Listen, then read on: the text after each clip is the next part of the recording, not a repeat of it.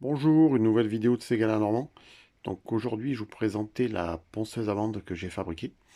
Suivant les plans d'une chaîne YouTube, je vous mettrai le lien en description. Donc c'est une machine que j'ai fabriquée il y a déjà quelques temps et que j'ai repris entre guillemets parce que elle fonctionnait plutôt mal et je vous montrer un petit peu les modifs que j'ai fait par rapport à la machine de base. Voilà.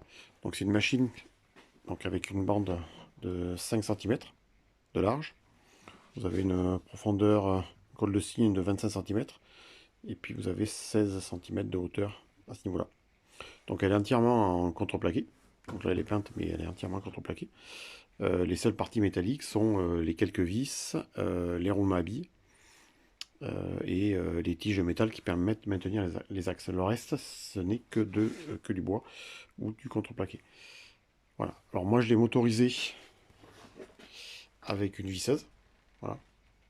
Donc ce qui est plutôt ce qui évite d'avoir trop de bruit. Au départ, j'avais utilisé alors ce genre de choses. Alors, je ne sais pas si vous connaissez des blocs moteurs Peugeot. Donc c'est du matériel des années, je sais pas, je dirais 70-80. Euh, voilà, donc ils permettent d'entraîner tout un tas de machines. On retrouve ça en foire à tout, etc. Donc celui-ci n'a pas de variateur, il a deux vitesses. C'est une machine, c'est quelque chose qui tourne très vite, hein. Oui, il y a 2400 tours minute ou 3700 tours minute. Et ça fait énormément de bruit. Voilà. Donc du coup, c'était désagréable d'utiliser la machine à cause de lui. Donc j'ai testé avec une visseuse et ça permet de l'utiliser avec beaucoup moins de bruit. Et, voilà. Alors, si vous voulez en fabriquer une, je vous mettrai la vidéo, vous avez toutes les dimensions. Si vous voulez en fabriquer une, dans les conseils que je vous donnerai, si c'était à refaire, bon déjà, ici on a un palier. Le palier est trop étroit. Donc ils avaient un roue de ce côté, puis un autre à l'intérieur sur cette planche-là, cette plaque-là. Si vous voulez en faire une, il faut vraiment mettre cette pièce-là beaucoup plus longue, avec un axe du coup plus long, avec une portée plus grande, ce qui fait que vous aurez un axe beaucoup mieux maintenu. Et la poulie intérieure, je vais vous montrer tout à l'heure, aura moins de jeu et donc du coup moins de problèmes de réglage. Ça c'est le premier point. Deuxième point, ici, donc vous avez cette pièce-là. Donc cette pièce-là qui coulisse, donc qui vient tendre la lame grâce à ça. Et de ce côté, vous avez cette molette-là qui permet de l'incliner pour incliner la roue du haut. Euh, donc c'est maintenu par une glissière. Donc en fait, vous avez un trou rectangulaire dans la partie qui est là. Et si vous avez ne serait-ce qu'un tout petit peu de jeu, cette pièce aura tendance à se mettre en travers et donc du coup mal guider votre bande et vous n'arriverez jamais à la régler.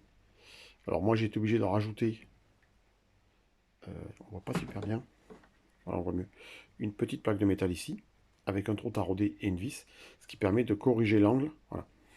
Donc soit vous faites une rainure nickel avec une pièce ici nickel et vous n'aurez pas ce problème-là, soit vous faites comme moi, dès le départ vous mettez une petite pièce métallique, donc là ça fait même pas, ça fait 2 mm d'épée, hein, tout cassé, 1 mm 5, hein,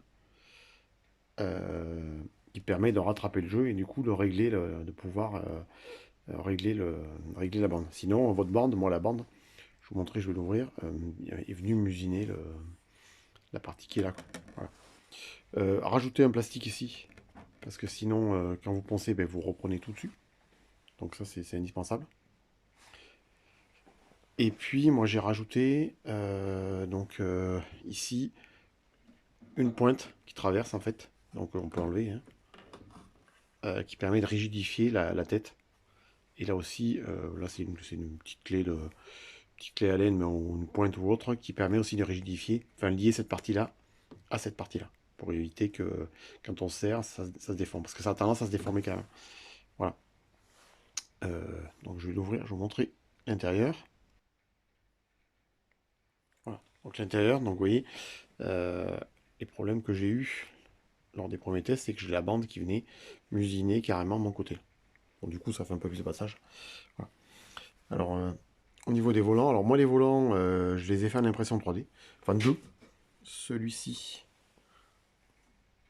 et celui-ci. Comme ça, j'étais bien sûr qu'ils étaient bien circulaires.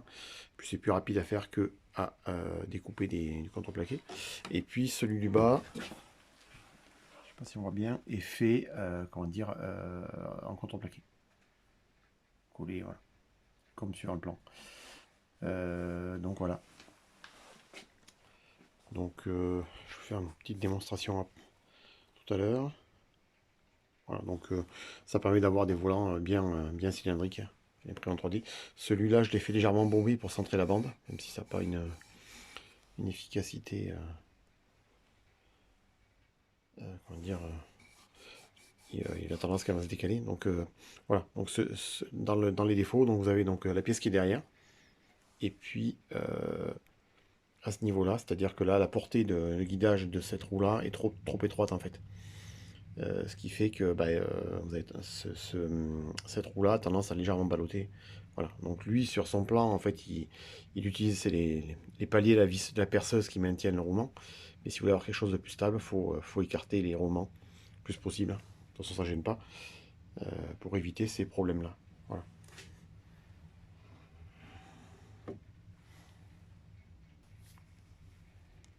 Voilà. Je vais essayer de faire une démonstration avec une seule main.